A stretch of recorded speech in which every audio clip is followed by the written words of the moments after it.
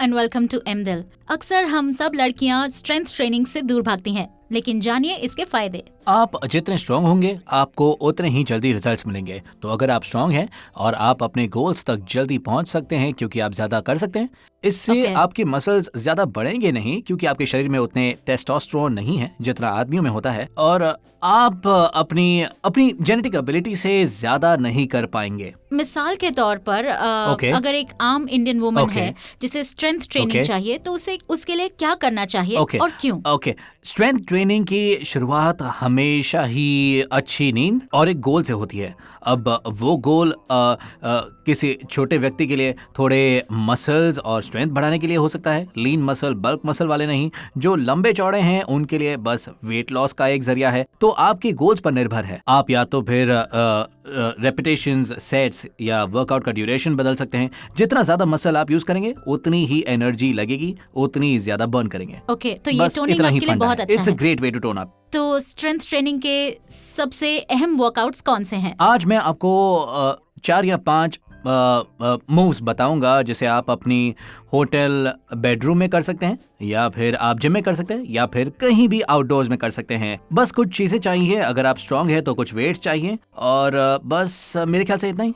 अब the bent over रो है एक बहुत ही अच्छी एक्सरसाइज आपकी बैक और पोस्टीरियर स्ट्रेंथ को डेवलप करने के लिए इनिशियली, लेकिन क्योंकि आप कुछ वेट्स को पकड़ेंगे अपने शरीर से दूर, तो ये आपके कोर पर भी काम करेगा। हम 10 किलो के डंबल्स का सेट यूज करेंगे क्योंकि मेघना काफी समय से ट्रेन कर रही है, लेकिन मेरी सलाह है कि आप शायद 5 या फिर 3 किलो से शुरुआत करें, जो भी आप उठा सके बिना अपनी पीठ को नुकसान पहुंचाएं। सीधे खड़े रहिए, फिर आप बेंड करिए, हिप से नीचे जाते रहिए और थोड़ा बस अच्छी आर्च है। अब आर्म पेट से पुल करिए, सही है, इसे कहते हैं बेंट ओवर रो। नीज को सीधा करिए और रो, ओके, और रो।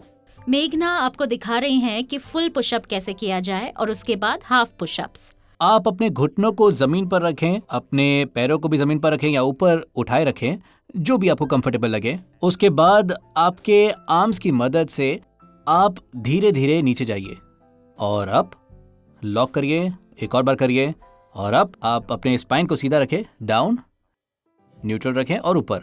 आप अपने स्पाइन को सीधा रखिए हमेशा। आप या तो सीधा देख सकते हैं या फिर सीधा नीचे की ओर देख सकते हैं, बिल्कुल ऐसे। इसे कहते हैं इंक्लाइन पुशअप। एक और ग्रेट मूव जिससे आपकी स्ट्रेंथ डेवलप होती है और फैट बर्न होता है वो है स्क्वाट। हम गॉबलेट स्क्वाट वेरिएशन इस्तेमाल करेंगे क्योंकि उसमें आप किसी भी चीज़ का इस्तेमाल कर सकते हैं और आपकी पीठ को कोई नुकसान भी नहीं होगा। तो पहले तो सीधे खड़े रहिए, ओके, और अब स्क्वाट करना शुरू करिए। स्क्वाट की पोजीशन को ध्यान में रखिए, बिल्कुल सीधे जाना ताकि आपकी टॉर्सो पैरों के बीच में जाए और आपके घुटने टोज के आगे नहीं जाने चाहिए। बिल्कुल सही।